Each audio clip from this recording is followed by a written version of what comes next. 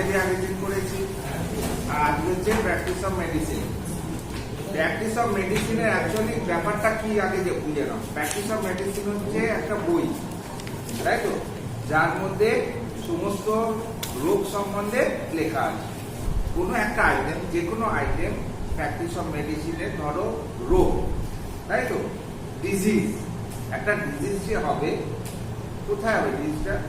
একটা হিউম্যান বডির মধ্যে, তাই তো। এবার আমরা অ্যানাটমি ফিজিওলজি কি করেছি?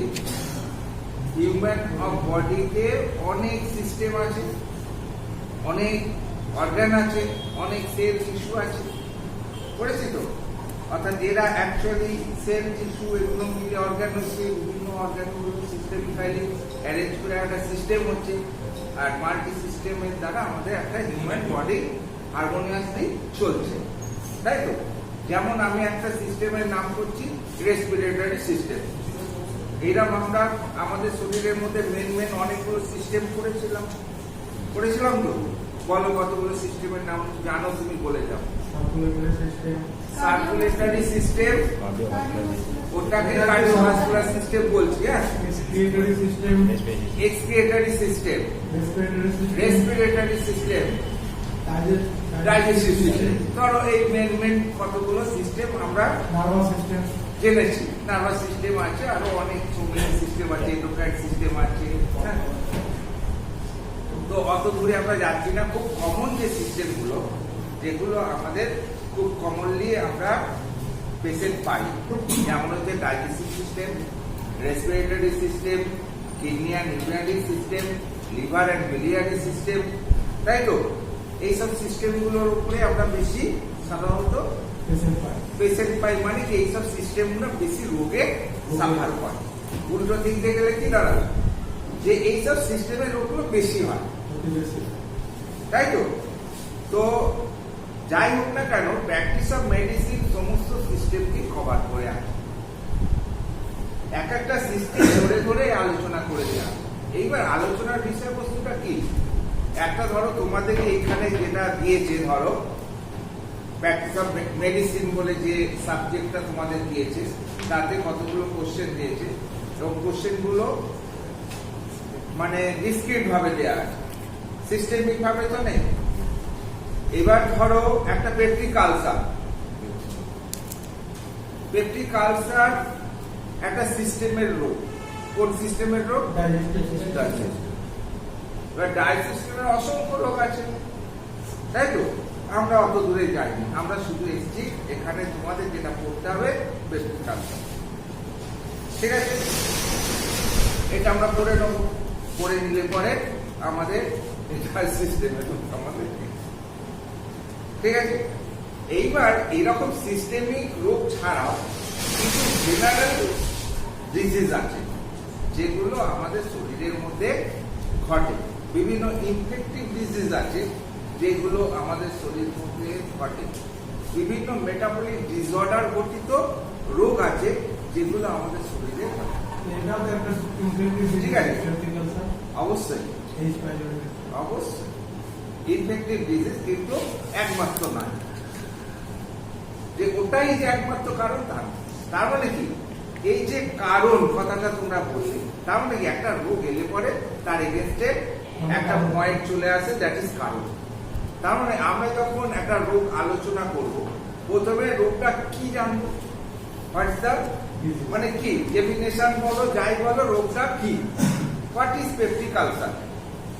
বা যখন কোনো একটা আলাদা রোগ, মানে সিস্টেমিক রোগ দেখছি, অ্যানিমিয়া বা জন্ডিস, তোমাদের যেগুলো আছে দেখলাম, অ্যানিমিয়া আছে, জন্ডিস আছে, হ্যাঁ। তো এগুলো একটা ধরনের রোগ, এগুলো একটা নির্দিষ্ট সিস্টেমের মধ্যে নেই, তারা একটা পুরো শরীর জুড়ে আছে, ঠিক আছে। তারা অ্যাকচুয়ালি এক ধরনের সাইন, বিভিন্ন রোগের তারা সাইন, লক্ষণ। জন্ডিসই বলো, অ্যানিমিয়াই বলো, ইডিমা বলো, সাইনোসিস বলো। আর এই বিদ্যাটা দাঁড়িয়েছে কার উপরে? আগে স্টেপে আমরা যেগুলো পড়ে এসেছি, অ্যানাটমি, ফিজিওলজি, প্যাথোলজি, গাইনোকোলজি, হ্যাঁ, সার্জারি, যাই বলো, মেনলি অ্যানাটমি, ফিজিওলজি, প্যাথোলজি, এই তিনটের উপরে দাঁড়িয়ে আছে, কারণ প্রতিটা রোগ তাদের আমরা ডিজিজ বলি। এই ডিজিজ গুলোর আবার আমাদের প্যাথোজেনেসিস আছে। প্যাথোজেনেসিস মানে এই রোগগুলো আমাদের শরীরে প্রবেশ করে আমাদের জেনারেল ফিজিওলজিক্যাল এবং অ্যানাটমিক্যাল কি চেঞ্জ আপ তারা আনতে পারে, দ্যাট ইজ প্যাথোজেনেসিস। একটা mycobacterium tuberculosis is a pathogen, মানে যারা প্যাথোলজি ঘটাতে পারে বা প্যাথোলজি সৃষ্টি করতে পারে, দ্যাট ইজ কল্ড প্যাথোজেন। তো হোয়াট টাইপ অফ প্যাথোজেন, মানে তোমরা কত ধরনের প্যাথোজেনের গল্প শুনেছো? Pathogen maybe virus, pathogen maybe bacteria, maybe fungus, maybe Parasite, maybe protozoa, তাই না? সো মেনি প্যাথোজেন আমাদের এনভায়রনমেন্টের মধ্যে ঘুরে বেড়াচ্ছে, তারা আমাদের শরীরে প্রবেশ করছে, করে এক এক ধরনের প্যাথোজেনেসিস ঘটাচ্ছে, তার এগেইনস্টে এক এক ধরনের রোগের সৃষ্টি হচ্ছে। বোঝা গেল জিনিসটা? এইবার আমি যদি মালাটা গাচ্ছি, ধরো একটা প্যাথোজেন মাইক্রোব্যাকটেরিয়াম টিউবারকুলোসিস, কি এটা মাইক্রোব্যাকটেরিয়াম টিউবারকুলোসিস কি বলো? কিন্তু বেসিক্যালি কে? ব্যাকটেরিয়া। কিরকম ধরনের ব্যাকটেরিয়া? না, it is a gram positive bacillus. Bacteria গুলোকে আমরা যখন ভাগ করেছিলাম, কতগুলো ওয়েতে ভাগ করেছি ব্যাকটেরিয়া গুলোকে? টোটাল যত ব্যাকটেরিয়া আমাদের শরীরে গ্রাম পজিটিভ আর গ্রাম নেগেটিভ, ইয়েস, অর্থাৎ according to their staining property আমরা দুটো ভাগে ভাগ করে দিয়েছি। একটা হচ্ছে গ্রাম পজিটিভ, একটা হচ্ছে গ্রাম নেগেটিভ। যারা গ্রাম পজিটিভ কাদের বলছি? যারা স্টেন, গ্রাম স্টেনটাকে ধরে রাখতে পারছে তাদের সেলুলার কোলের মতো, আর যারা ধরে রাখতে পারছে না তারা সব রাখছে। এছাড়াও তাদের আকৃতি অনুযায়ী আমরা ব্যাকটেরিয়া গুলোকে আরো কতগুলো ভাগে ভাগ করেছি, তাকে বলছি আমরা morphological classification. Morphological classification. Morphology, what do you mean by morphology? Morphology মানে শরীরের আকৃতি। তোমার এক ধরনের আকৃতি, ওর এক ধরনের আকৃতি, ওর দেখো প্রত্যেকেই আলাদা। এরকম ব্যাকটেরিয়া গুলো যত প্রজাতি আছে তাদের শারীরিক গঠন বিভিন্ন প্রকার। এই শারীরিক গঠন অনুযায়ী আমরা এদেরকে কতগুলো ভাগে ভাগ করেছি। কি কি বলো তোমরা জানো? আমি বলেছি। কিছু ব্যাকটেরিয়া আছে গোল গোল কয়েনের মতো, round shaped, as a coin shaped, যাই বলো, তাদেরকে আমরা বলছি কক্কাস। কক্কাস। এই কক্কাস গুলো আবার যে কলোনি প্যাটার্ন করে, মানে বসবাস করে যখন, তারা বিভিন্ন কলোনি প্যাটার্নে বসবাস করে। কিরকম না, কিছু কক্কাস আছে একটা একটা একটা একটার সঙ্গে জুড়ে জুড়ে একটা ফিতের মতো আকৃতি ধারণ করে, তাদেরকে আমরা বলি স্টেপটোকক্কাস। স্টেপ মানে ফিতা, স্টেপ মানে ফিতা, স্টেপটোকক্কাস। আবার কিছু কক্কাস আছে তারা আঙুরের যে থলো দেখেছো, এরকম জড়ো হয়ে এক জায়গায় জড়ো হয়ে এরকম হবে স্ট্যাফাইলো। স্ট্যাফাইলো যারা আঙুরের থলোর মতো অ্যারেঞ্জমেন্ট করে বসবাস করে তাদেরকে আমরা বলি স্ট্যাফাইলো কক্কাস। আবার কিছু কক্কাস আছে তারা জোড়ায় জোড়ায় থাকতে ভালোবাসে, জোড়ায় জোড়ায়, তাদেরকে আমরা বলি ডিপ্লোকক্কাস। ডিপ্লোকক্কাস, নিম্নোকক্কাস একটা ডিপ্লোকক্কাসের উদাহরণ। নাইসেরিয়া ডিপ্লোকক্কাসের উদাহরণ। এরা নাইসেরিয়ার জীবাণুগুলো, তারপরে নিউমোনিয়ার জীবাণুগুলো, এরা কক্কাসগুলো জোড়ায় জোড়ায় অবস্থান করে, তাই এদেরকে আমরা বলি ডিপ্লোকক্কাস। তার মানে কক্কাস যাদের কয়েনের মতো দেখতে, আবার এই কয়েনের মতো দেখতে কক্কাসগুলো আবার বিভিন্ন ভাবে অ্যারেঞ্জ করে বসবাস করে, তাদের অ্যারেঞ্জের ভিত্তিতে আবার এদেরকে তিন ভাগে আমরা ভাগ করি: স্টেপটোকক্কাস, স্ট্যাফাইলোকক্কাস, ডিপ্লোকক্কাস। বোঝা গেল? ব্যাসিলাস যারা রড শেপের, এরকম রডের মতো লম্বা স্টিক, তাদের বলছি আমরা ব্যাসিলাস। যেমন উদাহরণ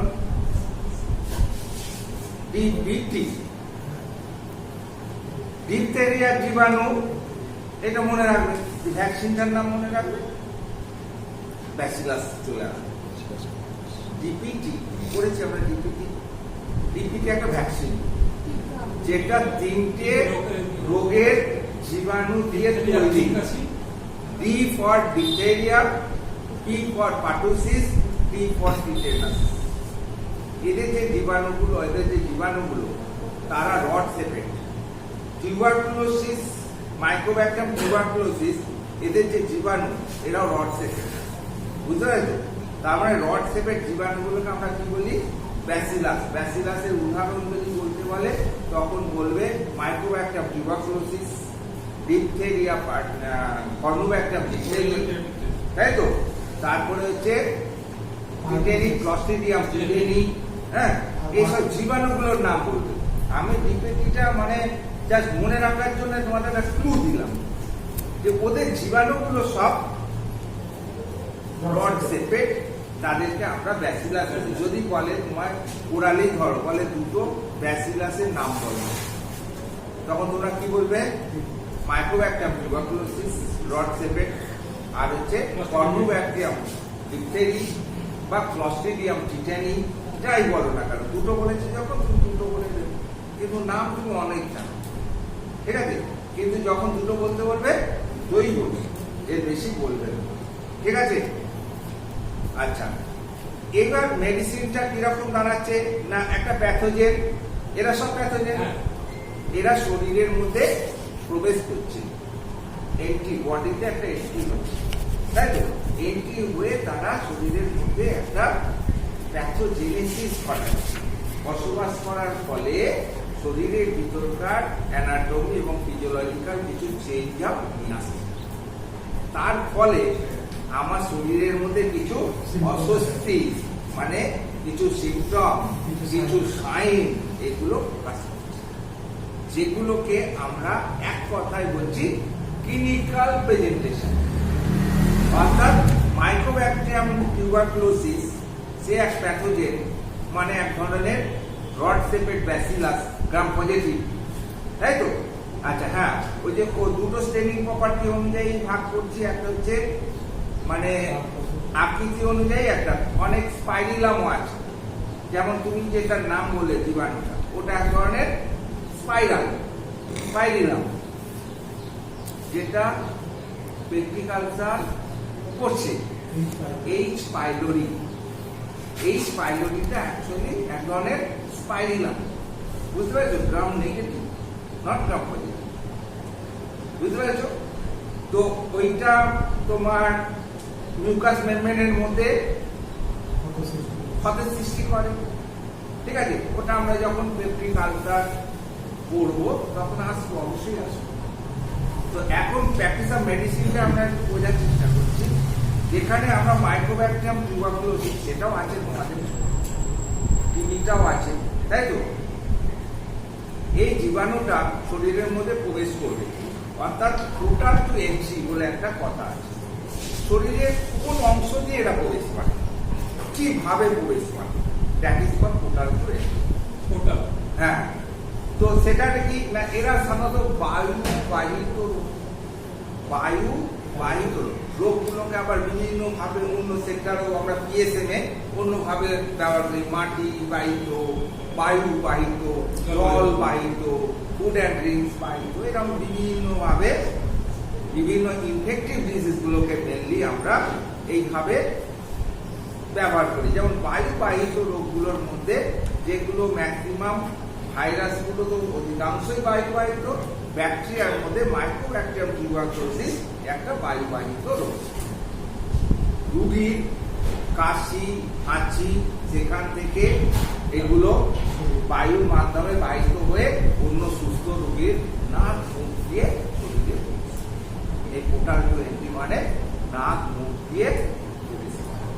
আর এই মাইক্রোব্যাকটেরিয়াম টিউবারকুলোসিসের জীবাণু, প্রতিটা জীবাণু একটা মানে বাসস্থান আছে, বুঝতে পারছো?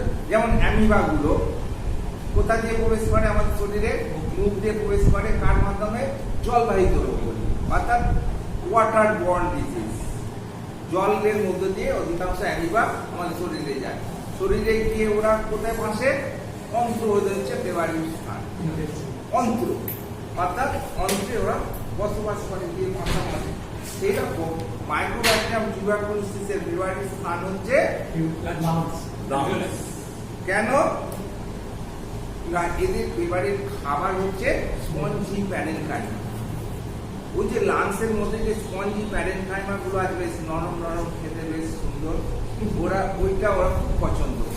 যেমন তোমার মুরগির মাংস, কারো খাসির মাংস, কেউ ডিম, এরা পছন্দ করি তো আমরা।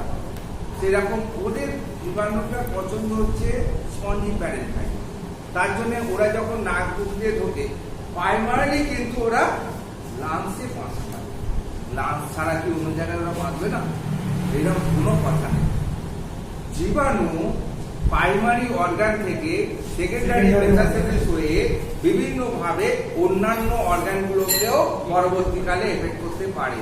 সেই জন্য মাইক্রোব্যাকটেরিয়াম টিউবারকুলোসিস যেমন লাংসকে এফেক্ট করছে, সে বোনসকেও এফেক্ট করতে পারে, সে মেনিনজাইটিসকেও এফেক্ট করতে পারে, সে অন্ত্রে এফেক্ট করতে পারে, বুঝতে পেরেছো? সে সর্বত্র এফেক্ট করতে পারে। সে যে বোন টিবি করেছি আমরা, আবার টিউবারকুলার মেনিনজাইটিস করেছি আমরা, টিউবারকুলার পেরিটোনাইটিস করেছি আমরা। এগুলো আসছে কোথা থেকে? যদি লাংসেই থাকে। লাংস হচ্ছে প্রাইমারি হ্যাবিচুয়েটেড অর্গান, মানে সেখানে ওরা বসবাস, তারপর সেখান থেকে বিভিন্ন ভাবে ছড়িয়ে পড়তে পারে শরীরের বিভিন্ন অংশে, ঠিক আছে? কিন্তু প্রাইমারি যে যখন ইনফেকশন হলো, তারা শরীরে প্রবেশ করলো, লাংসে বসবাস করলো, বসবাস করে ঘুরে ঘুরে প্যারেনকাইমা গুলোকে খেলো। তার ফলশ্রুতি কি হলো? তার ফলশ্রুতি আমার শরীরে প্রবেশ করেছে, আমার মধ্যে এবার সাইন সিমটম তৈরি হবে। কি কি সাইন সিমটম তৈরি হবে? কাশি, যেহেতু লাংসে ঢুকেছে, একটা কাশি হবে, পারসিস্টেন্ট কাফ। আর কাশির সঙ্গে যে স্পুটামটা বেরোবে, সেই স্পুটামের সঙ্গে ব্লাড স্টিক থাকতে পারে, আর শ্বাসকষ্ট থাকতে পারে। অর্থাৎ শ্বাস হচ্ছে শ্বাস অর্গান, শ্বাস প্রশ্বাসের অর্গান হচ্ছে লাংস। সে যখন এফেক্টেড হচ্ছে, মেন ফাংশনটা ড্যামেজ হবে না। অর্থাৎ আমি ঠিক মতো শ্বাস প্রশ্বাস নিতে পারবো না, আমাদের ডিফিকাল্টি রেসপিরেশন দেখা দেবে, তাই তো? এবার যেহেতু এটা একটা ব্যাকটেরিয়া, সে আমার শরীরে ইনফেকশন ঘটালো। ইনফেকশন হলে পরে আমাদের শরীর কি রেসপন্স করে? ফিভার, উইকনেস, ক্যাচেক্সিয়া, অর্থাৎ লস অফ ওয়েট। তার মানে কি? যখন একটা টিবি প্রাইমারি যখন এফেক্টেড হলো, লাংসে যখন এফেক্টেড করলো, তখন আমার শরীরে কিছু ডিসঅ্যাগ্রেবল সাইন সিমটম, এগুলো আমি প্রকাশ পেলো, যেগুলোকে আমরা মেডিসিনের ভাষায় বলছি ক্লিনিক্যাল ফিচার্স। বোঝা গেল? প্রতিটা রোগের এরকম আমরা ক্লিনিক্যাল ফিচার্স আমাদের জানতে হবে, কারণ জানতে হবে। কারণকে কি বলি আমরা? ইটিওলজি বা কজ। আরো ভালো কথা বলি ইটিওলজি, মানে হচ্ছে রোগটার কারণ। যদিও দুর্ভাগ্যবশ অধিকাংশ ইটিওলজি আননোন, ঠিক মতো আমরা জানি না, তবু কিছু প্রবাবল কজ আমরা পাই, ওগুলো দেখা যায়। ইনফেক্টিভ ডিজিজ গুলো স্পেসিফিক কজ আছে, ইনফেক্টিভ ডিজিজ গুলো স্পেসিফিক কজ আছে। কারণ টিবি কি কারণে হবে? যদি মাইক্রোব্যাকটেরিয়াম টিউবারকুলোসিস করে, তাই তো? তার মানে ওর কজ কি হচ্ছে? Infection of the bacteria, mycobacterium tuberculosis. তার মানে এই রোগটার কজ হচ্ছে। যদি বলে হোয়াট ইজ টিউবারকুলোসিস, তখন কি বলবে? তখন বলে টিউবারকুলোসিস ইজ এ ডিজিজ বলে এইবার যা যা করছে বলছে যে যেটা সাধারণত এই পজিটিভ অর্গানিজম দ্বারা হয় এবং বলে পরে এই হয়। সংক্ষেপে একটা ছোট করে যে দ্যাট ইজ কল ডেফিনিশন। তাহলে একটা রোগ সম্বন্ধে প্রথমে আমি কি জানবো? না কি জিনিসটা কি, তারপরে জানবো সে কেন হয়, ইটিওলজি বা কারণ, তারপরে জানবো হলে পরে কি কি অসুবিধাগুলো সৃষ্টি। এবার ধরো মাইক্রোব্যাকটেরিয়াম টিউবারকুলোসিস হয়, তোমাদের কি কি অসুবিধার সৃষ্টি হবে? করলেও কাশি হয়, সর্দি হবে, শ্বাস প্রশ্বাসে কষ্ট হবে, আর কাশলে পরে বুকে ব্যথা হবে, যন্ত্রণা হবে, তার সঙ্গে শরীরে দুর্বল ভাব দেখা দেবে, তার সঙ্গে জ্বর থাকবে। জ্বরটা কেমন? এর একটা স্পেসিফিক এবং পিকুলিয়ার ফিভার আছে। এটাই কি বলা? Hectic rice of temperature. মানে সন্ধ্যের দিকে আসে, সারা রাত থাকে, সকালে বা ভোরবেলা ঘাম দিয়ে ছেড়ে যায়। মাইক্রোব্যাকটেরিয়াম টিউবারকুলোসিস ইনফেকশন হলে পরে জ্বরটা আছে, জ্বরের প্রকৃতি কেমন হয় না ইভিনিং রাইজ হবে, সন্ধ্যেবেলা আসবে, এসে নাইটে সারা রাত প্লে করবে এবং খুব হাইও নয় খুব লো নয়, একটা মডারেট গ্রেডে জ্বর 101 থেকে 102। প্রতিদিন সন্ধ্যেবেলা জ্বরটা আসছে আর সকালবেলা ঘাম দিয়ে ছেড়ে যাচ্ছে। It is not ready by antipyretic medicine. Common antipyretic medicine দিয়ে এই জ্বরটা সারছে না। প্যারাসিটামল হচ্ছে না। আর কি হচ্ছে? পারসিস্টেন্ট কাফ, কাশি হচ্ছে, ফুসফুসে কাশি হচ্ছে, কাশির সঙ্গে এক্সপেক্টোরেশন হচ্ছে, এক্সপেক্টোরেশনের সঙ্গে ব্লাডের থাকতেও পারে, নাও থাকতে পারে, যে থাকবেই তার কোনো কথা নেই। কিন্তু this cough is not relieve by general cough syrup. 15 দিনের অধিক কাশি, 15 দিনের অধিক জ্বর, অ্যান্টিবায়োটিক, হালকা অ্যান্টিবায়োটিক খাচ্ছি, কাশির সিরাপ খাচ্ছি, জ্বরও কমছে না, কাশিও কমছে না, উল্টে শরীর আস্তে আস্তে দুর্বল হয়ে যাচ্ছে, রোগা হয়ে যাচ্ছে। তখনই আমি কি ভাববো? টিবি হয়নি তো। তার মানে ক্লিনিক্যাল একটা প্রেজেন্টেশন, একটা জীবাণু প্রবেশ করলে পরে শরীরের মধ্যে একটা ক্লিনিক্যাল প্রেজেন্টেশন দেবে। এই ক্লিনিক্যাল প্রেজেন্টেশনের সাহায্যে আমরা ক্লিনিক্যাল ডায়াগনোসিস করব, তাই তো? এবার ক্লিনিক্যাল ডায়াগনোসিস যেই হয়ে গেল, তারপরে কি করব? ইনভেস্টিগেশন। অর্থাৎ এই ক্লিনিক্যাল ডায়াগনোসিসটা আমাদের কনফার্ম করব যে আমি যেটা ভাবছি সেটা একদম ডেফিনেটলি ঠিক কিনা, তবে তো চিকিৎসায় যাবো আমি, নাহলে তো চোখ বুঝে চিকিৎসা হয়ে যাবে। সেই জন্য আমি কি করতে দেবো? কতগুলো ইনভেস্টিগেশন করতে দেবো। কি কি না, এই জীবাণুর অস্তিত্ব এই রেসপিরেটরি সিস্টেমের মধ্যে আছে কিনা সেটা জানার জন্য ওই যে কাশির পরে যে স্পুটামটা বেরোচ্ছে, ওই স্পুটামটা আমি টেস্ট করতে দেবো। স্পুটাম পরে এফবি বলি, অ্যাসিড ফাস্ট ব্যাসিলি। কেন না এটা হচ্ছে এক ধরনের ব্যাসিলাস বলে দিয়েছে আগে। তো ব্যাসিলাস এবং এটা অ্যাসিড ফাস্ট ব্যাসিলি বলা হয়। এবার আমি যদি টিবির জন্য লিখি, রুগী তো ঘাবড়ে যেতে পারে, সেই জন্য আমি বুঝলাম স্পুটাম ফর এএফবি, একটা ইনভেস্টিগেশন দিলাম। হ্যাঁ, অ্যাসিড ফাস্ট ব্যাসিলি, এএফবি সংক্ষেপে দিলাম। 2 নম্বর চেস্টে ওরা ঢুকবে বলেছি, কুড়ে কুড়ে খাবে, তাদের লাংসের একটা পরিবর্তন থাকবে, সেই জন্য আমরা একটা চেস্ট এক্সরে দিলাম। আর কি, যেহেতু শরীরে ছেড়েছে, হ্যাঁ হ্যাঁ চেস্ট এক্সরে তুমি যেভাবে চেস্ট এক্সরে করা কি আর ল্যাটারাল সেটাই দিলে, তাতে আমার তো দেখা শুধু মানে তোমার টিউবারকুলার ক্যাভিটি আছে কি নেই, লাংসের মধ্যে টিউবারকুলার ক্যাভিটি আছে, দেখলাম টিউবারকুলার ক্যাভিটি প্রেজেন্ট প্লাস স্পুটামের মধ্যে এএফবি পজিটিভ। আর তো কোনো দেখার দরকার নেই, তার মানে ডেফিনিট মাইক্রোব্যাকটেরিয়াল টিউবারকুলোসিস হয়েছে। ঠিক আছে। আর কি হবে না, ব্লাডের কিছু চেঞ্জ আপ আসবে, যে কোনো একটা ইনফেকশন হলে আর বেশি পরিমাণ বাড়ে, এই ডাব্লিউবিসি পরিমাণ বাড়বে, তার মানে লিউকোসাইটোসিস হবে। আর ওর সঙ্গে এর মেন যেটা ইএসআরটা হাই হয়। এর মানে এই নয় যে শুধুমাত্র এই টিভিতে ইএসআর হয়, ইএসআর অনেক ক্ষেত্রে হয়, কিন্তু এটা একটা সাপোর্টিং এ প্লাস প্রোগনোস্টিক ভ্যালু আছে বলেছিলাম আগে। প্রোগনোসিস মানে কি? এটা তো ডায়াগনোসিস করলাম, কিভাবে এক্সরে করলাম, স্পুটামে অ্যাসিড ফাস্ট ব্যাসিলি আছে কিনা দেখলাম, আর ব্লাডের রক্ত রিপোর্ট দেখলাম, দেখে এইগুলো দেখে আমি কি করলাম, রোগটাকে চিহ্নিত করলাম। একে আমরা কি বলি? ডায়াগনোসিস। ডায়াগনোসিস করলাম। এবার প্রোগনোসিস কাকে বলে? না, এই যে ডায়াগনোসিস করলাম, ডায়াগনোসিসের পরের স্টেপ আমরা কি করব? ওষুধ, medicine, ট্রিটমেন্ট বা ম্যানেজমেন্ট, তাই তো? ম্যানেজমেন্টে গেলাম, এর যা স্পেসিফিক ম্যানেজমেন্ট আছে সেই ম্যানেজমেন্টে ডট ট্রিটমেন্টে গেলাম। ডট ট্রিটমেন্ট দেওয়ার পরে একদিনের তো ব্যাপার না, ডট ট্রিটমেন্টটা একটা দীর্ঘমেয়াদী ট্রিটমেন্ট। তো এই এত মেয়াদি ট্রিটমেন্ট আমি চোখ বুঝে বসে থাকবো? প্রথমে যে অ্যারেঞ্জমেন্ট গুলো ওকে দিলাম, 1 মাস বাদে ওই গুলো কিরকম শরীরে কাজ করছে তার জন্য কি আমি আবার এক্সরে, আবার ইসিজি, আবার ব্লাড, আবার স্পুটাম এসব করতে যাবো না।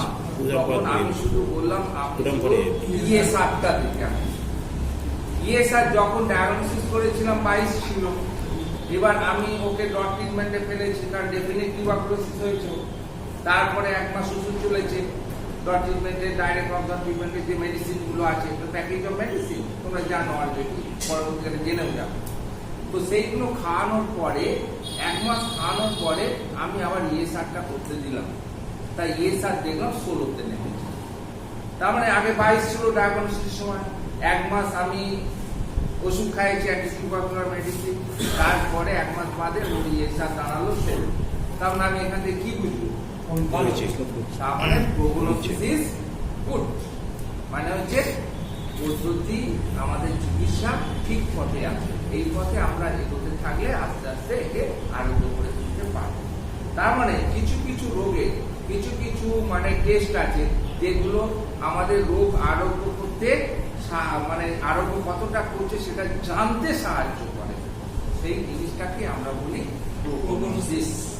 ঠিক আছে? যেমন ধর ডেঙ্গু, ডেঙ্গু একটা ইনফেক্টিভ রোগ তো, হ্যাঁ, খুবই আমাদের হয়, আমাদের মানে বাংলাতেও হয়, সারা ভারতবর্ষ জুড়ে হয়। এই কিছুদিন আগেই ডেঙ্গু নিয়ে খুব ভেড়াপেটাপেটি হলো আমাদের। তো ডেঙ্গুটা অ্যাকচুয়ালি কি? মাইক্রোব্যাকটেরিয়াম টিউবারকুলোসিস যেমন একটা রোগ, ডেঙ্গু তো একটা রোগ, তাই তো? তাহলে হোয়াট ইজ ডেঙ্গু? তুমি তাহলে কি বলবে? ডেফিনেশন করতে বলছি, যে যেমন টিউবারকুলোসিস যেমন বলেছিলাম, টিউবারকুলোসিস ডেফিনেশন যেমন আমরা একটা বার করলাম, ঠিক আছে? সেই রকম ডেঙ্গুর একটা ডেফিনেশন তোমাকে বার করতে হবে। কিভাবে করবে? ডেঙ্গু একটা রোগ, হ্যাঁ, মেনলি কি ফোকাস করে এখানে? জ্বর, ফিভার। ডেঙ্গু একটা ফিভার, যেটা সাধারণত এডিস মসকিউটো বাহিত জীবাণু ডেঙ্গু ভাইরাস দ্বারা ঘটে। ডেঙ্গু তো একটা ভাইরাস। মাইক্রোব্যাকটেরিয়াম টিউবারকুলোসিস যেমন একটা ব্যাকটেরিয়া, গ্রাম পজিটিভ রড শেপের ব্যাকটেরিয়া, তার ডেঙ্গু হচ্ছে একটা ভাইরাস, যেটা সাধারণত Aedes mosquito, female Aedes mosquito বহন করে মানব শরীরে যদি প্রবেশ করায় তবেই করবে, আদারওয়াইজ করবে। অর্থাৎ মশা না কামড়ালে ডেঙ্গু। ঠিক আছে? এই ডেঙ্গুটা হলে পরে জ্বর হয়। এই জ্বরটার স্বাভাবিক নাম হচ্ছে বোন ব্রেক ফিভার, হাড় ভাঙা জ্বর। অর্থাৎ প্রথম 3 দিন খুব কষ্টদায়ক জ্বর হয়, বুঝতে পেরেছো? অর্থাৎ গা হাতে প্রচন্ড ব্যথা, যন্ত্রণা, মায়ালজিয়া, মানে মাসেলস পেন, তার সঙ্গে এত গভীর মাসেল পেন, মনে যেন হাড়গুলো ভেঙে টুকরো টুকরো হয়ে যাচ্ছে। সেই জন্য একে বলা হয় হাড় ভাঙা জ্বর, বুঝতে পেরেছো? এটা 3 দিন থাকবে, তারপরে এই জ্বরও চলে যাবে, আস্তে আস্তে দুর্বল হয়ে পড়বে, হ্যাঁ, হতে হতে ওদিকে ভেতরে ভেতরে তোমার প্লেটলেট কাউন্টটা কমতে থাকবে, রোগী বাইরে থেকে বুঝতে পারবে না, হ্যাঁ, 80,000, 90,000, 50,000-এর নিচে নেমে গেলে এবার ভেতরে ব্লিডিং শুরু হয়ে যাবে, ইন্টারনাল হেমারেজ, তারপরে রোগীটা মারা পড়ে যাবে। এই হচ্ছে মেন এর ইতিহাস। যত মরে ইন্টারনাল হেমারেজ হয়ে মরে, কেন না? ম্যাল ম্যানেজমেন্টের জন্য এবং রোগীর অজ্ঞানতার জন্য।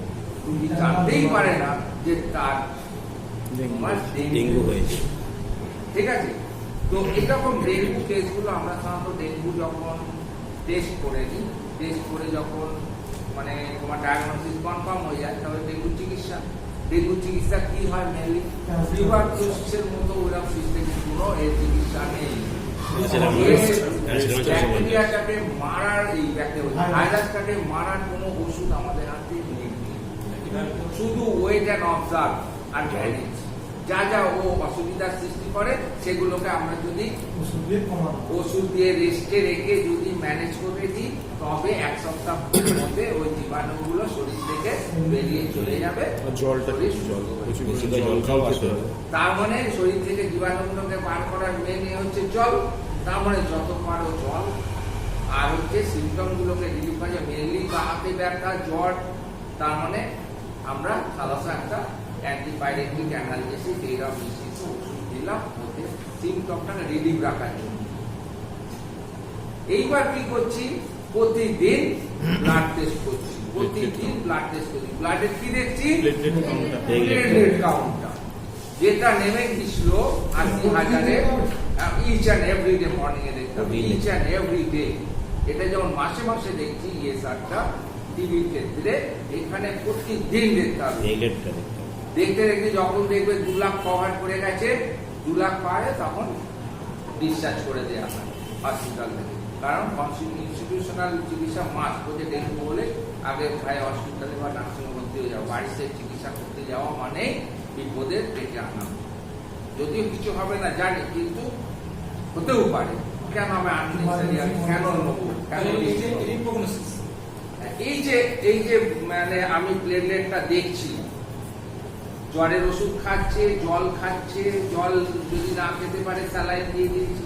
হসপিটালে ভর্তি যেহেতু স্যালাইনও চলছে, ওদিকে খাওয়া দাওয়ারও চলছে, ঠিক আছে, এইরকম চলছে। আর আমি প্রতিদিন সকালে প্লেটলেট কাউন্টটা দেখে যাচ্ছি 80,000, তারপর তোমার 1,20,000 হয়েছে, তারপরে 1,40,000 হয়েছে, 1,60,000 হয়েছে, তারপরে দিন এরকম প্রায় 20,000 করে দেবে বাড়তেই আছে প্রতিদিন। এই 2 লাখ পাস করে গেল, পেশেন্টটা যাবে। আর প্লেটলেট কাউন্টটা কিভাবে হবে? মেশিন আছে না রেগুলার রক্ত? রেগুলার রক্ত নিয়ে যেমন রক্ত পরীক্ষা, রুটিন এক্সামিনেশন অফ ব্লাড করি সেরকম করতে হবে। বুঝতে পেরেছো? আচ্ছা, প্রথম কথা হচ্ছে তোমাদের কি কি করতে হবে। ফার্স্ট হচ্ছে এইটা একটা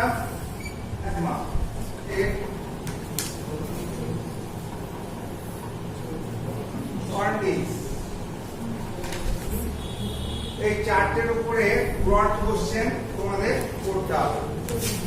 এরপরে শর্ট নোট আছে কতগুলো, যেমন হচ্ছে pneumonia, bronchitis, T I, AIDS, syphilis, dysentery, এগুলো আমাদের করতে হবে, ঠিক আছে। অর্থাৎ প্র্যাকটিস অফ মেডিসিনে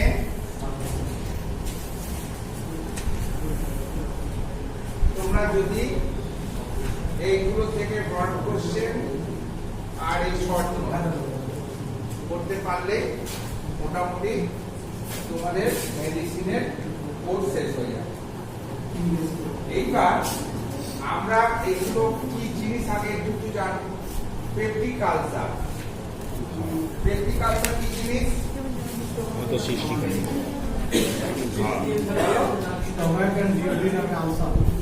মানে কি?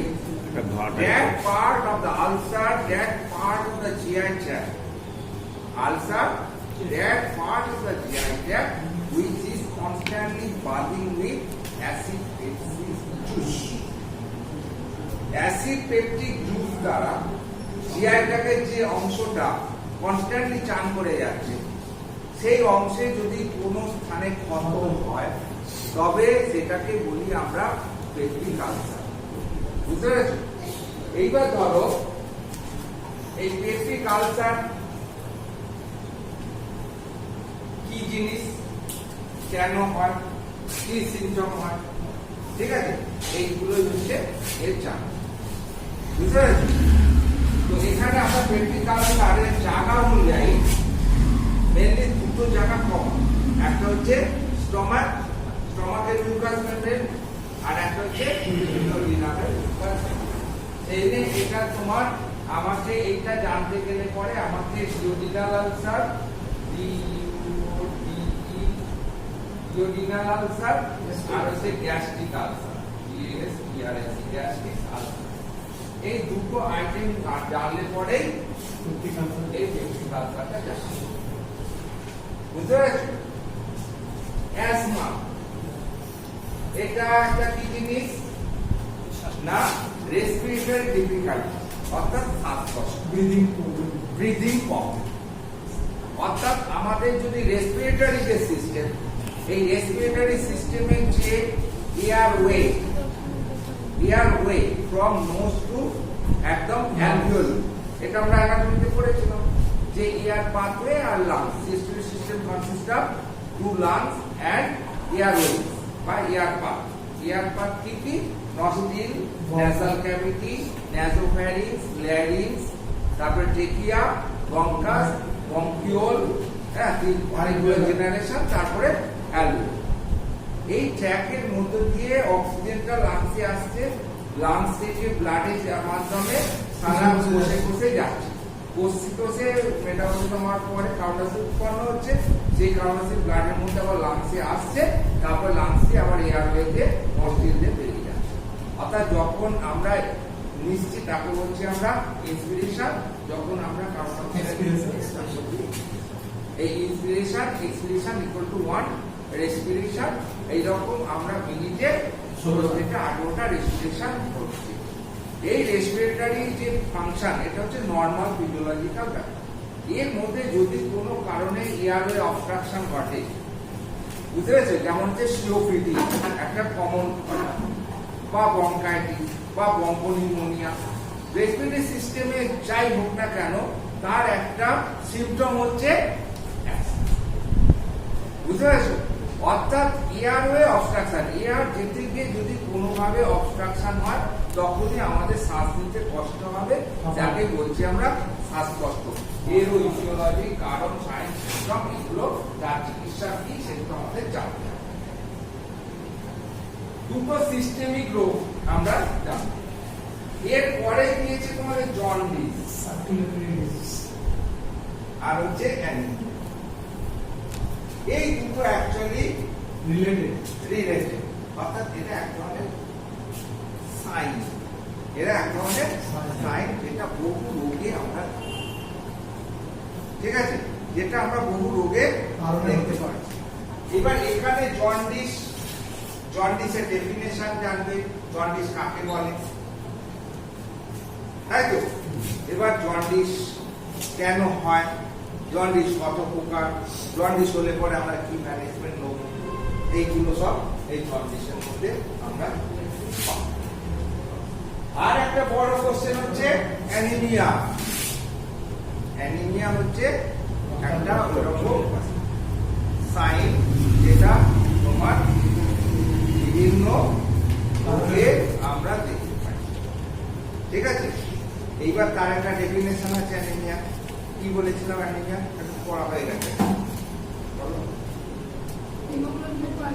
যদি রক্তের হিমোগ্লোবিনের পরিমাণ কমে যায় বা আরবিসির পরিমাণ কমে যায় বা উভয়ই কমে যায়, তখন সেই কন্ডিশনটাকে আমরা বলছি অ্যানিমিয়া।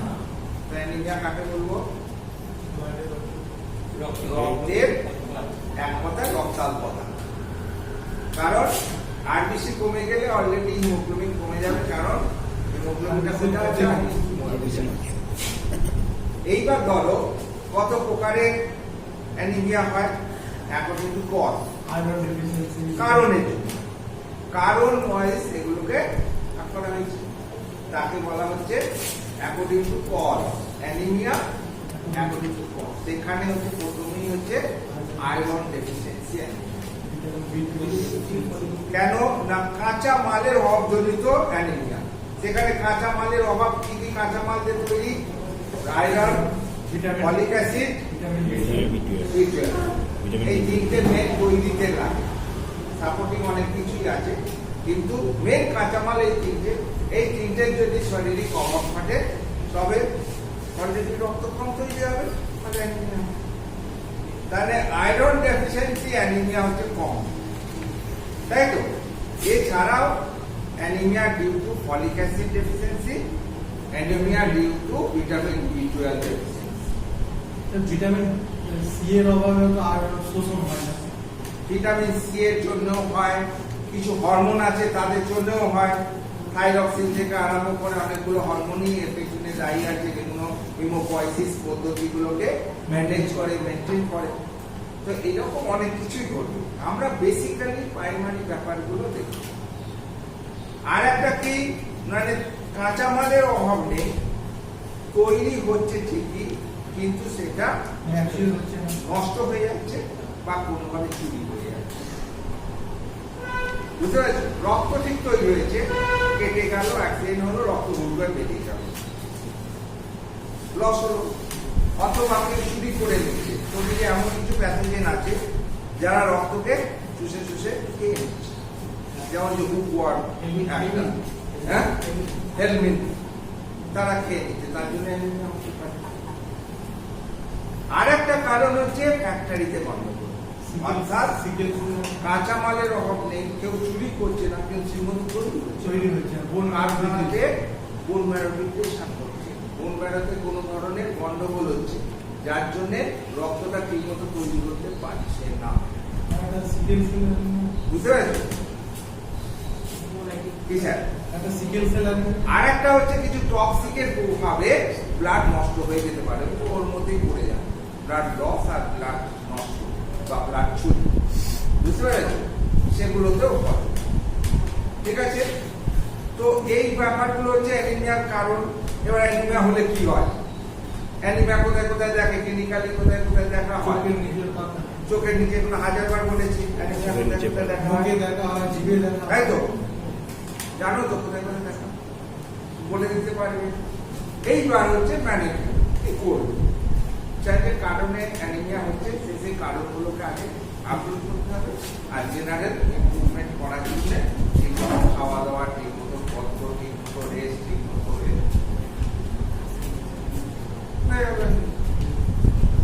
ঠিক আছে। এইবার ধরো জন্ডিস। জন্ডিসের কি আছে? হাইপার বিলিরুবিনিমিয়া। এক কথায় হাইপার বিলিরুবিনিমিয়া, অর্থাৎ বিলিরুবিন লেভেল যদি রক্তে বেড়ে যায়, তখন সেই কন্ডিশনটাকে বলছি আমরা জন্ডিস। যখন এই কথা এলো, তখন নর্মাল বিলিরুবিন লেভেল কত যেমন কত নর্মাল লেভেল 0 থেকে 1.2 0.2 থেকে 0.8 মিলিগ্রাম পার সেকেন্ড। এক অবধি হচ্ছে নর্মাল। 1 বললে তো না, 1 mg% বলতে হবে। 1 mg%, অর্থাৎ 100 ml ব্লাডের মধ্যে 1 mg অবধি যদি থাকে, 0.2 থেকে 1 mg অবধি থাকে, তবে জানটা নর্মাল। এর উপরে উঠে গেলেই হয়ে গেল হাইপার বিলিরুবিনিমিয়া, যেটাকে আমরা বলছি জন্ডিস। ঠিক আছে? এইবার এই জন্ডিস হলে পরে আমাদের শরীরে, মানে জন্ডিস হলে মানে হচ্ছে বিলিরুবিন লেভেলটা বেড়ে গেলে পরে আমাদের শরীরে স্পেশাল কিছু কিছু জায়গায় কানেক্টিভ টিস্যু আছে, তারা ওই বিলিরুবিনটাকে ব্লাড নিয়ে ওখানে ডিপোজিট করে, জমা করে। তার জন্য সেখানে ইয়েলোইশ পিগমেন্টেশন দেখতে পাই। যখন আমরা ইয়েলোইশ পিগমেন্টেশন দেখতে পাই ওই জায়গাগুলোতে, তখন যেহেতু এটা ক্লিনিক্যালি দেখতে পাচ্ছি, তখন ওটাকে বলি আমরা ক্লিনিক্যাল জন্ডিস। কিন্তু হাইপার বিলিরুবিনিমিয়া হলেই যে ক্লিনিক্যাল জন্ডিস দেখা দেবে তা কিন্তু নয়। অর্থাৎ 3 mg% অবধি ক্লিনিক্যালি প্রকাশ পায়। 1 থেকে 3 mg% অবধি হাইপার বিলিরুবিনিমিয়া, অথচ ক্লিনিক্যালি দেখা যাচ্ছে না। দ্যাট ইজ কল্ড, তাকে বলছি লুকায়িত জন্ডিস, লুকায়িত জন্ডিস বা লেটেন্ট জন্ডিস। 1 থেকে 3 অবধি বিলিরুবিন লেভেল বেড়েছে, অথচ বাইরে থেকে জন্ডিসকে আমরা দেখতে পাচ্ছি না। এই ধরনের জন্ডিসগুলোকে আমরা বলি লেটেন্ট জন্ডিস বা লুকায়িত জন্ডিস। ঠিক আছে? যখন 3 mg কভার করে গেল, তখন ওই কানেক্টিভ টিস্যুগুলো মেনলি আপার ভালভার conjunctiva, under surface of the tongue, soft palate, skin, skin, palm, sole, হ্যাঁ, এইগুলোতে ইয়েলোইশ পিগমেন্টেশন তখন জমতে থাকে। তাকে বলি আমরা ক্লিনিক্যাল জন্ডিস। ঠিক আছে? এইবার জন্ডিস জন্ডিসের কারণ অনুযায়ী জন্ডিস গুলোকে তিনটে ভাগে ভাগ করা হয়, তাই তো? কারণ ওয়াইজ জন্ডিস গুলোকে আমরা কটা ভাগে ভাগ করি? তিনটে ভাগে ভাগ করে দিই। কি কি? হ্যাঁ, বলো বলো, তোমাদের নোটে কি লেখা আছে জন্ডিস সম্বন্ধে?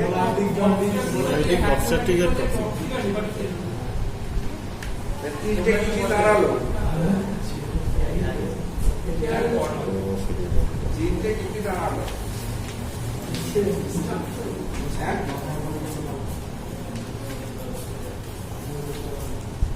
চারটে জানে কেন? তিনটের মধ্যে সীমাবদ্ধ রাখ, বুঝতে পারছি? যত ছোট করতে পারলে তত ভালো। এক্সট্রাইতে যেমন হচ্ছে পেপটিক আলসার, পেপটিক আলসার আমাদের স্টমাকের হয়, বিভিন্ন হয়। এছাড়া আপনার অনেক রিফ্ল্যাক্সে ইসোফেগাসেও হতে পারে, ওখানে ওটা ওর মধ্যেই বুঝলে?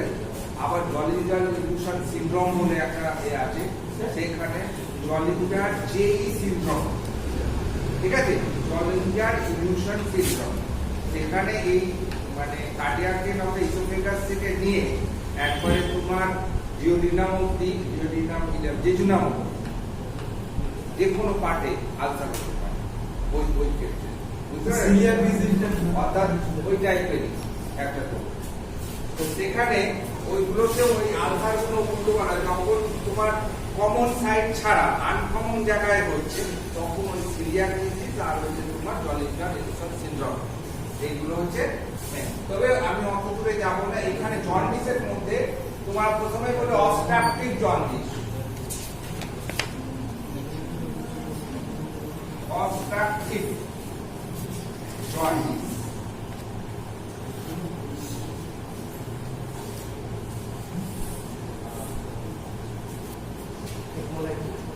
Haemolytic,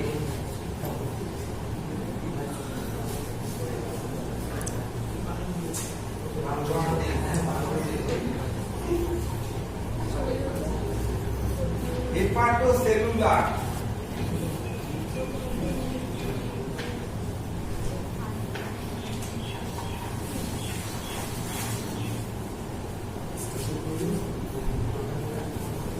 hepatocellular jaundice. এই তিনটে ভাগে, ঠিক আছে? এবার অবস্ট্রাকটিভ জন্ডিস মানে হচ্ছে অবস্ট্রাকশন ঘটিত।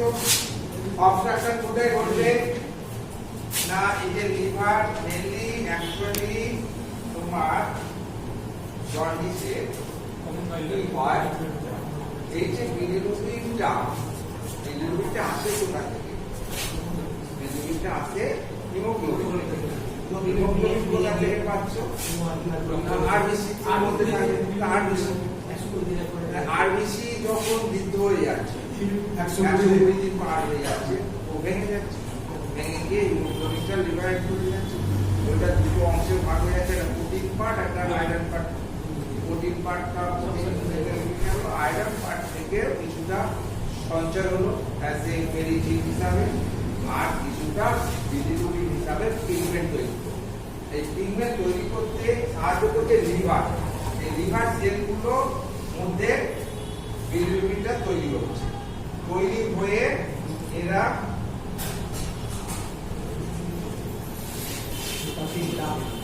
হেপাটিক ব্লাড হয়ে গলব্লাডার হয়ে জিওডিনামে অ্যাগ্রেসিভ দাগ হয়ে এই জিওডিনামের মধ্যে পড়ছে।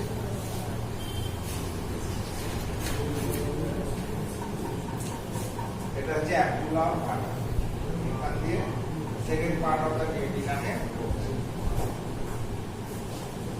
এটা হচ্ছে জিওডিনাম।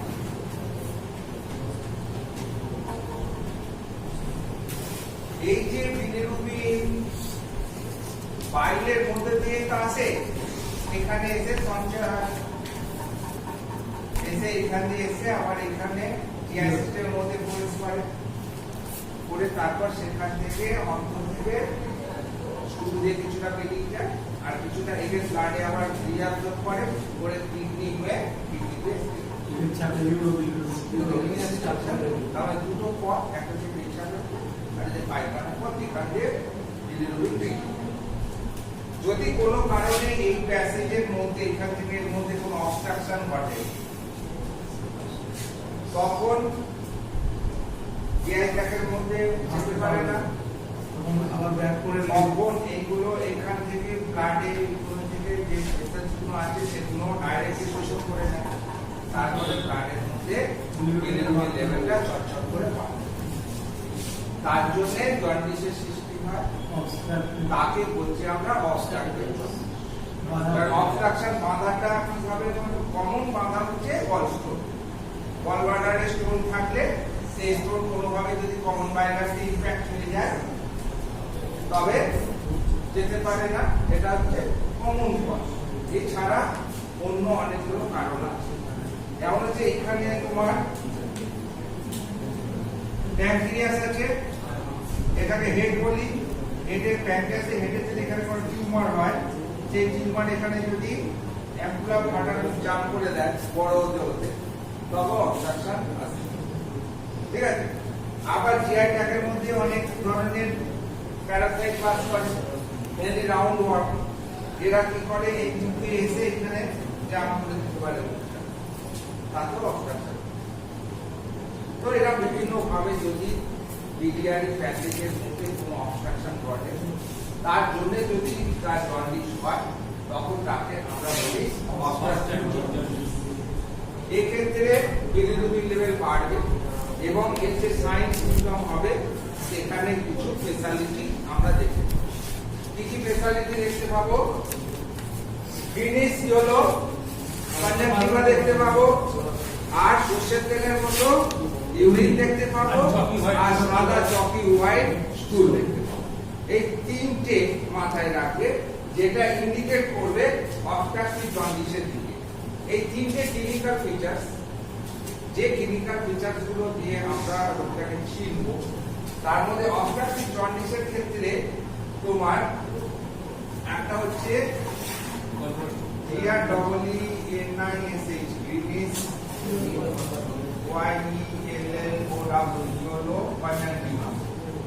কনজাংটিভার কালারটা আমরা জন্ডিস কোথায় কোথায় দেখি, বারবার কনজাংটিভার কালারটা হচ্ছে গ্রিনিশ ইয়েলো দাঁড়াবে। ইউরিনটা mustard oil, mustard oil type of urine দাঁড়াবে।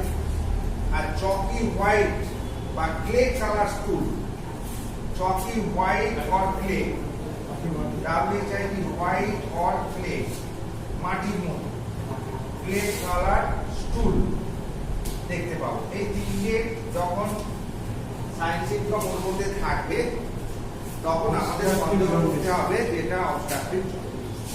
ঠিক আছে।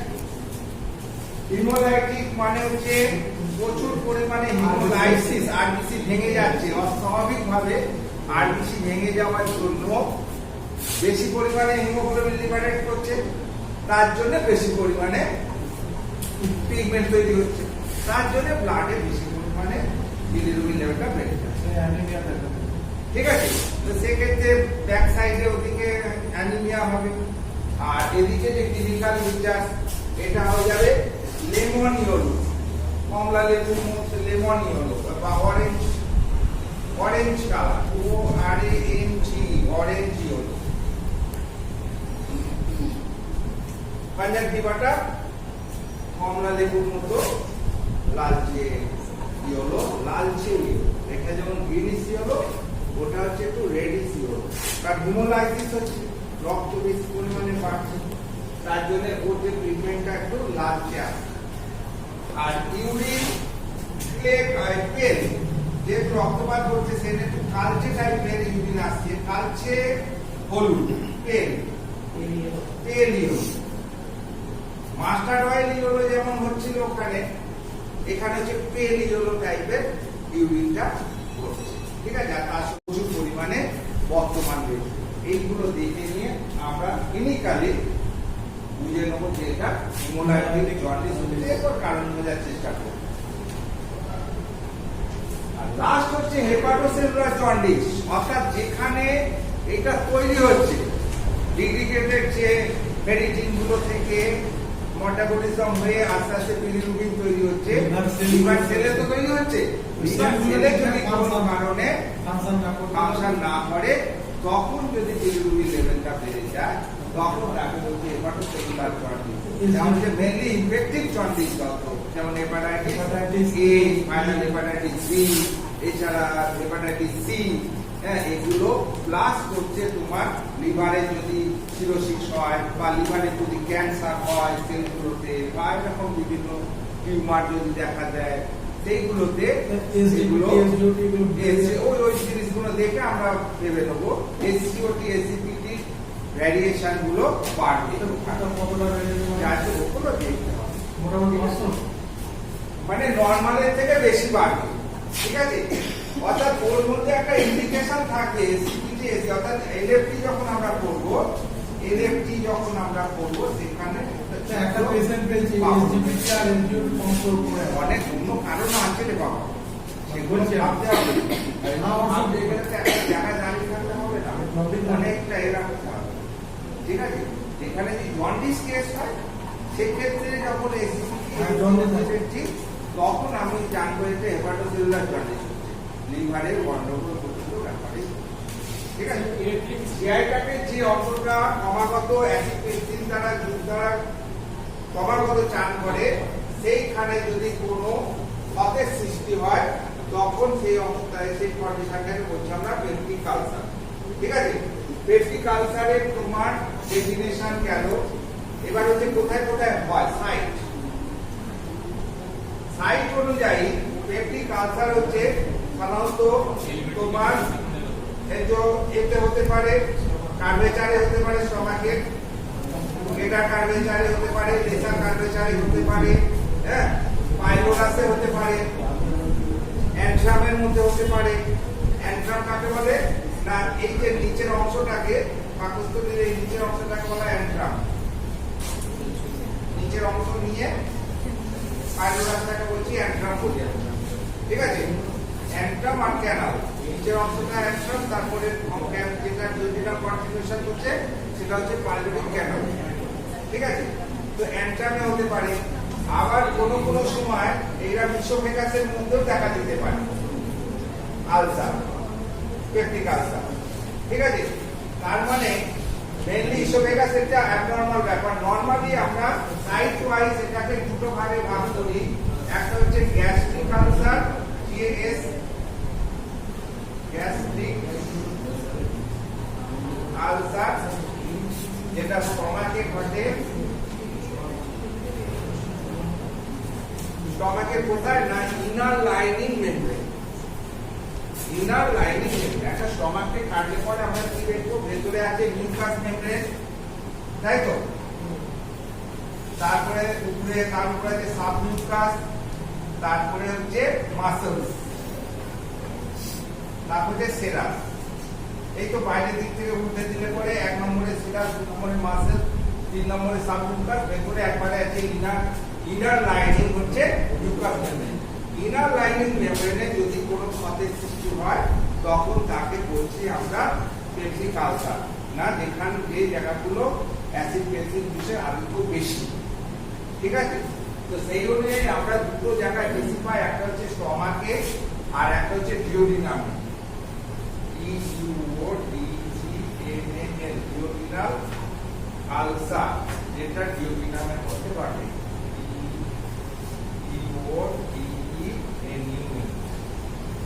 ডিওডিনামে ঘটে আর হচ্ছে স্টমাকে ঘটে, ঠিক আছে।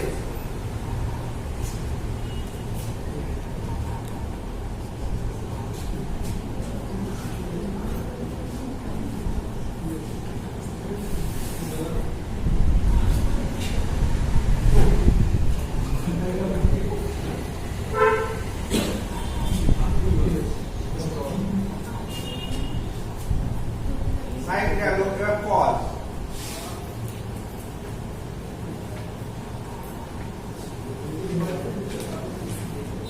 মেন্টাল কজ আছে,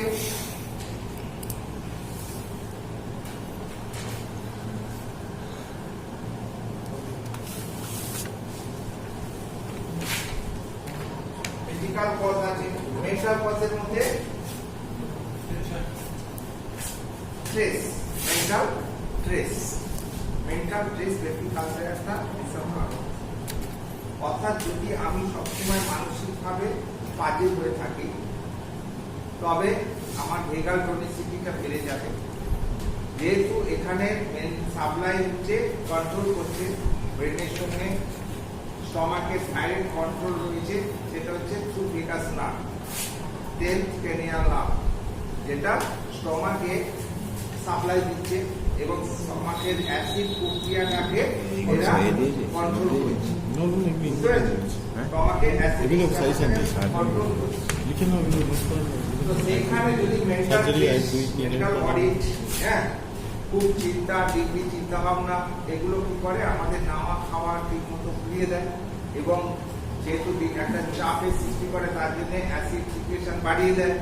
এদিকে অ্যাসিড সিচুয়েশন বাড়িয়ে দিচ্ছে, ওদিকে ঠিক মতো খেতে ভুলে যাচ্ছি, চিন্তার একটা গভীর কেস চলছে হাইকোর্টে, কি হবে না হবে, সকালে কি খাচ্ছি না খাচ্ছি, ট্রেনে কি হয় যাচ্ছি না আসছি তাও জানি না, একটা চিন্তার মধ্যে রয়েছি, বা বাড়িতে খুব অসুস্থ হয়ে পড়েছে আমি চিন্তিত আছি, যার জন্য আমার নিজের প্রতি আর কেয়ার নেওয়া হচ্ছে না, যার জন্য আমার ভেগাল টনিসিটি বেড়ে যাচ্ছে, অ্যাসিড সিচুয়েশন বেড়ে যাচ্ছে, অথচ সেই অনুপাতে স্টমাক ডিওডিনাম ঠিক মতো খাবার পাচ্ছে না, ফলে সেখানে ক্ষতের সৃষ্টি হতে পারে। ঠিক আছে, সেটা মেন্টাল কজটাকে আমরা উঠিয়ে দিতে পারি না, মেন্টাল কজটা একটা বিশাল কজ। ঠিক আছে, 2 নম্বর হচ্ছে তোমার এইচ পাইলোরি ব্যাকটেরিয়া। এই একটা ব্যাকটেরিয়া আছে, যে ব্যাকটেরিয়াটা তোমার আমাদের এই অ্যাসিড সিক্রেশনটার প্রতি একটা ইনফ্লুয়েন্স ঘটায় এবং ঘটিয়ে তাদের অ্যাসিড সিক্রেশন বাড়িয়ে দিতে পারে এবং তার জন্য এখানে ক্ষতের সৃষ্টি হতে পারে, হ্যাঁ, স্টমাকে বা ডিওডিনামে, তার জন্য পেপটিক আলসার হতে পারে। আর একটা হচ্ছে কি NSAID,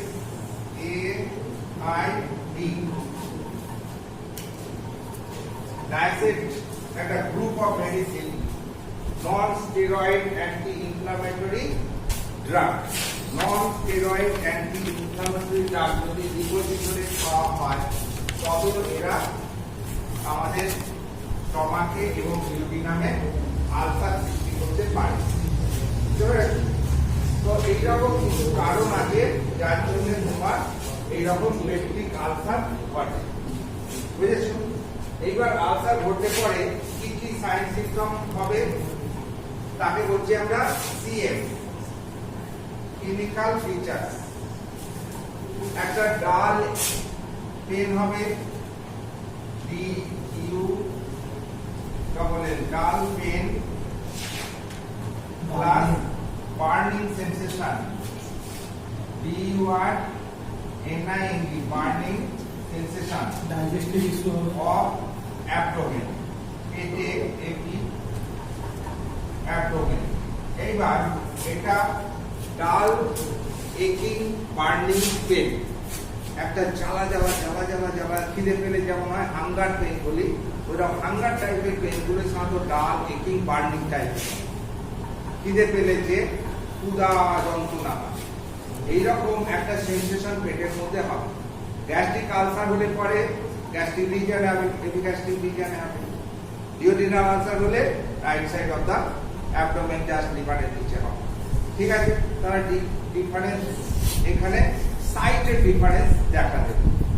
ঠিক আছে, আর কি হবে এর সঙ্গে তোমার অ্যাবডোমিনাল ডিসকমফোর্ট বা ব্লটিং, অর্থাৎ পেটটা একটা ডিসকমফোর্ট ভাব, অস্বস্তি ভাব, বা হেভিনেস একটা ভাব, একটা ফুলে থাকা ভাব, ব্লটিং বলছি, অ্যাবডোমিনাল ব্লটিং থাকবে।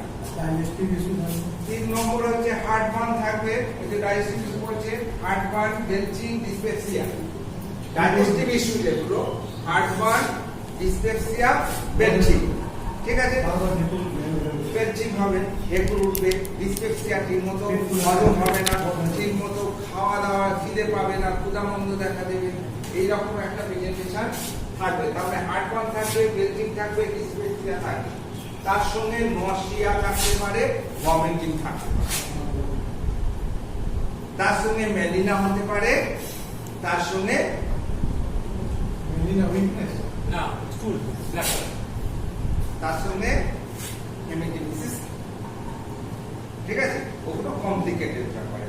জেনারেলি মুক্তি রক্ত তো হ্যাঁ, মধ্যে রক্ত হতে পারে, কালো পাতলা পায়খানা, কালো পায়খানা হতে পারে, পেটে অস্বস্তি হতে পারে, ডাল একিং বার্নিং পেন হতে পারে।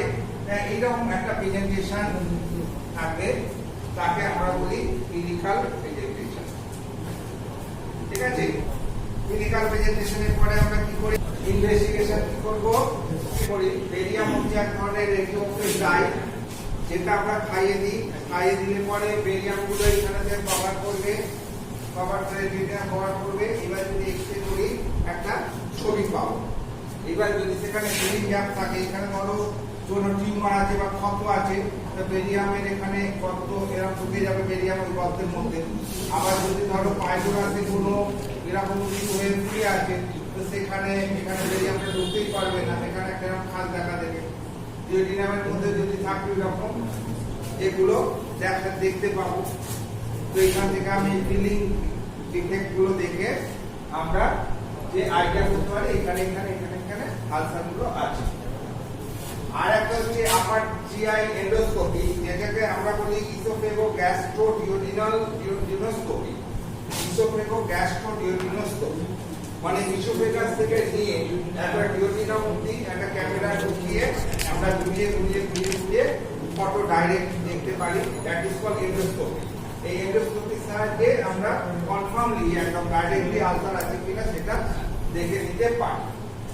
এছাড়া হচ্ছে একটা ব্রিথ ইউরিয়া টেস্ট। এই ক্ষেত্রে এটা কি হয়, এক্সহেলেশন অফ কার্বন ডাইঅক্সাইড, আমরা একটা বেলুনের মতো থাকে, তাতে নিঃশ্বাস দিয়ে আগে কার্বন ডাইঅক্সাইড কতটা আছে অ্যানালিসিস করি। তারপরে ইউরিয়া মিশ্রিত একটা সফট ড্রিঙ্কস খাওয়ানো হয়। খাওয়ানোর মানে কিছুক্ষণ বাদে আবার আমরা ব্রিথিং আবার নিঃশ্বাস নিই। দুটোর মধ্যে কার্বন ডাইঅক্সাইডের পরিবর্তন দেখে আমরা এটাকে টেস্টটাকে কনফার্ম করি যে গ্যাস্ট্রিক আলসার আছে বা গ্যাস্ট্রিক আলসার আছে। বুঝলেন, কারণ প্রথমে যে কার্বন ডাইঅক্সাইডের পরিমাণ থাকবে, দ্বিতীয়বারে কার্বন ডাইঅক্সাইডের পরিমাণ অনেক গুণ বেড়ে যাবে। তখন জানবো যে এটা সাধারণত যদি না থাকে কোনো পরিবর্তন হবে না, কিন্তু যদি আলসার থাকে তবে এটা অনেকটা পরিবর্তন আমরা দেখতে পাবো। অর্থাৎ দ্বিতীয়টাতে কার্বন ডাইঅক্সাইডের পরিমাণ বেশি দেখতে পাবো। আর হচ্ছে কি এক্সোসোমাল স্টুলের মধ্যে আমরা দুটো জিনিস দেখি, একটা হচ্ছে তোমার রক্ত বেরোচ্ছে কিনা অকাল ব্লাড, আর একটা হচ্ছে ওই যে এইচ পাইলোরি কোন অস্তিত্ব স্টুলের মধ্যে আছে। বুঝতে পেরেছ?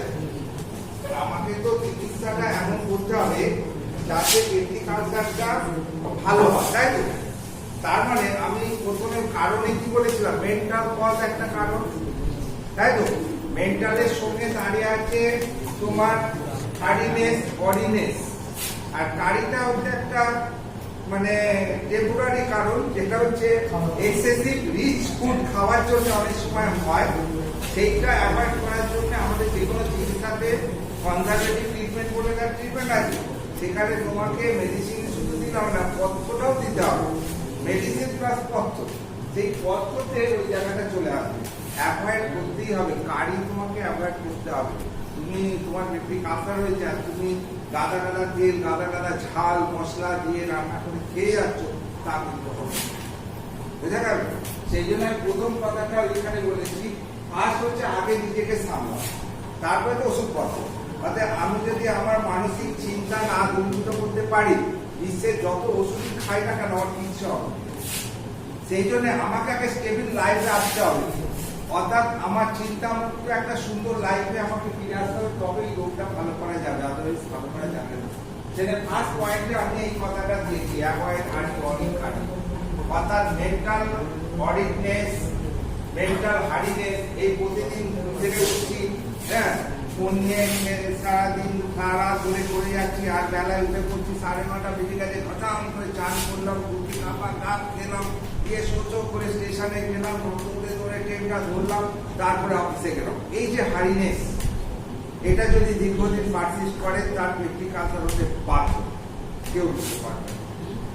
সেই জন্য আমাকে সময় নিয়ে উঠতে হবে, সকালে একটু মর্নিং ওয়াক বা হালকা এক্সারসাইজ করে নিতে হবে, তারপরে এটা নিয়ে তারপরে বাথরুমে যেতে হবে, ধীরে সুস্থে ভালো করে সুন্দর করে চান করতে হবে, ধীরে সুস্থে খেতে হবে, তারপর ধীরে সুস্থে স্টেশন যেতে হবে, তারপর ট্রেনটা ধীরে সুস্থে ধরতে হবে।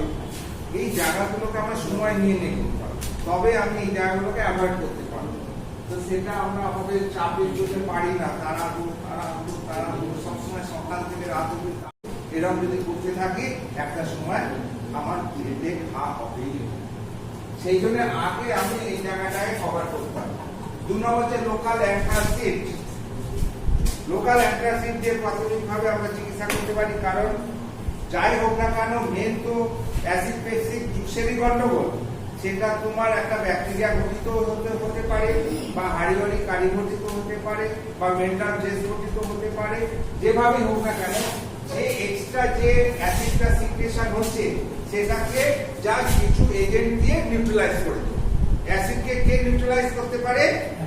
ক্ষার, তাই তো? এই কিছু ক্ষারকীয় বস্তু আমরা প্রয়োগ করে লোকাল অ্যাসিডটাকে নিউট্রালাইজ করে দিতে পারলে অনেক সময় রোগটা ভালো হয়ে যেতে পারে। লোকাল অ্যান্টাসিডের মধ্যে তোমার যেগুলো আছে, তোমার না লোকাল অ্যান্টাসিড যেগুলো জেলুসিন, ডাইজিসিন, যেগুলো ক্ষার দিয়ে তৈরি, magnesium hydroxide, calcium carbonate, sodium bicarb, এই সমস্ত জিনিসগুলো দিয়ে যেটা তৈরি হচ্ছে সেইগুলো দিয়ে আমরা ওই যে স্টমাকের মধ্যে যে অ্যাসিডটা হলো সেইটাকে ক্ষার দিয়ে দিচ্ছি, নিউট্রালাইজ করে দিচ্ছি। কিন্তু এতে অসুবিধা কি হয়, এটা একটা টাইমিং 2 থেকে 3 ঘন্টা এটা করতে পারে, পরে আবার অ্যাসিডিফিকেশন হলে আবার খেতে হবে, এরকম বারবার খেতে হবে তাকে। তো সেই জন্য দ্বিতীয় স্টেপ হচ্ছে H2 ব্লকার। এই যে স্টমাক আর ডিউডিনামের মধ্যে যে পেপটিক, স্টমাকের মধ্যে যে পেপটিক প্যারাইটাল সেলগুলো আছে, এই সেলগুলো কি করে, তোমার সেলগুলো ওয়ালে তোমার থাকে, সেলগুলোর ওয়ালে তোমার রিসেপ্টর থাকে, আর বাইরে থাকে প্রোটন মানে প্লাস, আর ভেতরে থাকে মাইনাস মানে হাইড্রোজেন আয়নগুলো বাইরে থাকে, ক্লোরিন আয়নগুলো ভেতরে থাকে।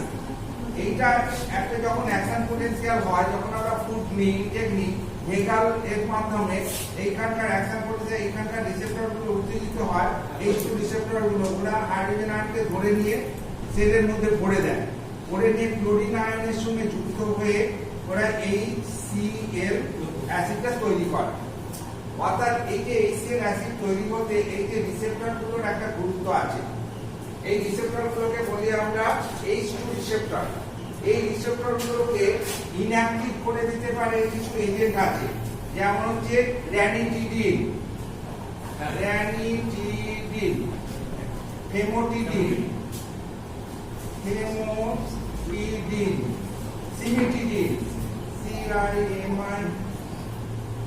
এই সমস্ত এজেন্টগুলো যারা এই H2 আয়নকে মানে H2 রিসেপ্টরগুলোকে ইনঅ্যাক্টিভ করে দেয়, ফলে হাইড্রোজেন আয়ন ভেতরে ঢুকতে পারে না, ফলে ক্লোরিনের সঙ্গে যুক্ত হতে পারে না, ফলে অ্যাসিড সিক্রেশন হতে পারে না, অর্থাৎ অ্যাসিডটা সিক্রেশন কন্ট্রোল করে দিতে পারে। এদেরকে বলছি আমরা যে সমস্ত এজেন্টগুলো এই রিসেপ্টরগুলোকে ইনঅ্যাক্টিভ করে দিতে পারে তাদেরকে বলছি আমরা H2 ব্লকার। আরেকটা আছে PPI, প্রোটন পাম্প ইনহিবিটর। তারা কি করে, এই যে বিক্রিয়াটা হচ্ছে H প্লাস Cl মাইনাস, এটা হাইড্রোজেন রিসেপ্টরকে কিছু করে না, ওদের কাজ করতে দেয়, ফলে হাইড্রোজেন রিসেপ্টর এখানে ঢুকে নিল H প্লাস কে এখানে হলো। কিন্তু এই যে বিক্রিয়াটা হওয়ার জন্য যে তোমার অনুঘটক HCl, যে অনুঘটক, হ্যাঁ, যে এনজাইম, সেই এনজাইমটাকে যারা ইনঅ্যাক্টিভ করে দিতে পারে, এনজাইমটাকে তাদেরকে বলি আমরা প্রোটন পাম্প ইনহিবিটর। ঠিক আছে, যেমন হচ্ছে তারপরে এরকম 5-6খানা আছে। ঠিক আছে, যারা কি করে এইরকম এগুলোকে ইনঅ্যাক্টিভ করে দেয়, তার ফলে এই যে বিক্রিয়াটা ঘটতে পারে না, তার ফলে অ্যাসিডটা সিক্রেশন কন্ট্রোল।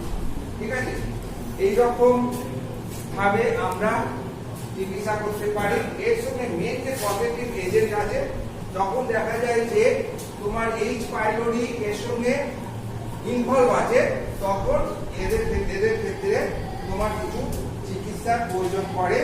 হ্যাঁ, স্পেশাল কিছু চিকিৎসা, সেখানে ড্রাগ থেরাপি অর্থাৎ কিছু ঔষধ এর সঙ্গে যুক্ত দেওয়া হয়। সেখানে তোমার ট্রিপল ড্রাগ থেরাপি আছে।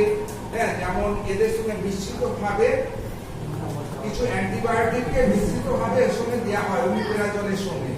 ঠিক আছে, যেমন স্যার OCLAN,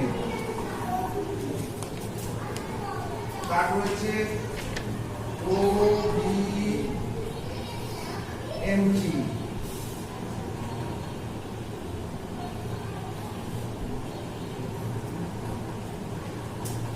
তারপরে 3 নম্বরে যদি এটাও না হয় তখন লিভোফ্লক্সাসিন।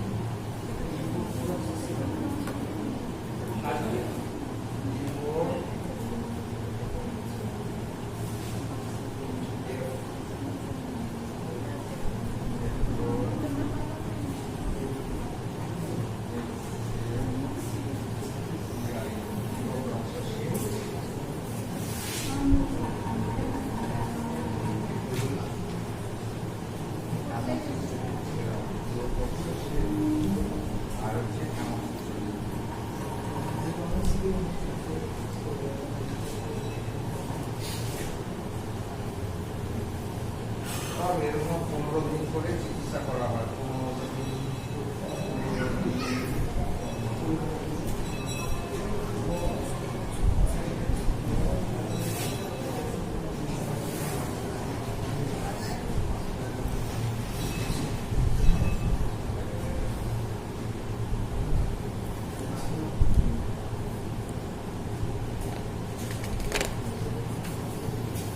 ওমিপ্রাজল, ওমিপ্রাজল, সি এর পর হচ্ছে ক্ল্যারিথ্রোমাইসিন, তার সঙ্গে অ্যামক্সিসিলিন। এটা তিনখানা অ্যান্টিবায়োটিক এর সঙ্গে 3খানা হুইলেন দিয়ে করা হয় অ্যান্টিবায়োটিকের সঙ্গে। এখানে ওমিপ্রাজল আছে, তারপরে আছে তোমার বিসমাথ আছে, কি হচ্ছে বিসমাথ, তারপরে এম হচ্ছে মেট্রোনিডাজোল আছে, আর কি হচ্ছে টেট্রাসাইক্লিন।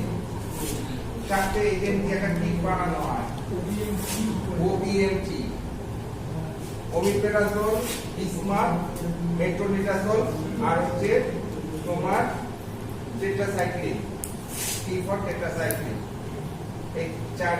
এই 4টে ওষুধ একসাথে মিশ্রিত অবস্থায় একটা কিট বানানো হয়। এগুলো সব কিট, সবই কিট পাওয়া যায়। এইটা প্রথমে আমরা এটা ট্রাই করি, এটাতে 15 দিন খাইয়ে যদি ভালো রেজাল্ট পাই তো ভালো হয়ে গেল। যদি ভালো না করতে পারি তখন এটা না ভালো করতে পারলে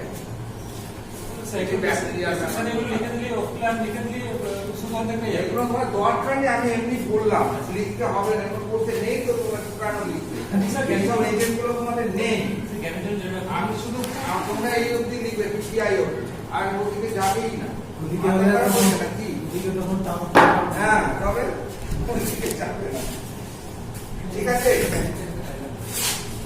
এরপরে হচ্ছে সার্জিক্যাল, যেতে যদি না হয়, মেডিসিনে যদি না হয় তখন সার্জারি। ট্রিটমেন্টের মধ্যে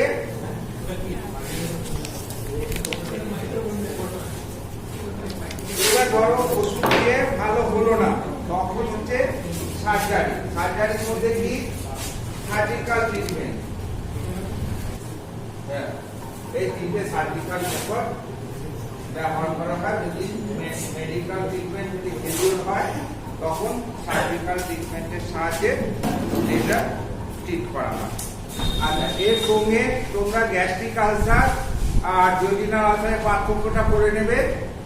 ঠিক আছে, দেখবে লেখা আছে, পয়েন্টগুলো মুখস্থ করে নেবে। এদের পেনে গন্ডগোল আছে, খাবারের গন্ডগোল আছে। হ্যাঁ, তারপরে কোনোটায় ক্যান্সার হয়, কোনোটায় ক্যান্সার হয় না, সবচেয়ে বেশি রোগা হয়ে যায়, কি মোটা হয়ে যায়, কার ওজন বৃদ্ধি পায়, কার ওজন বৃদ্ধি পায় না, এগুলো করে নেবে। হ্যাঁ, difference between peptic ulcer and gastric duodenal ulcer পরীক্ষায় এসেই গেছে, কারণ আসে প্রায়।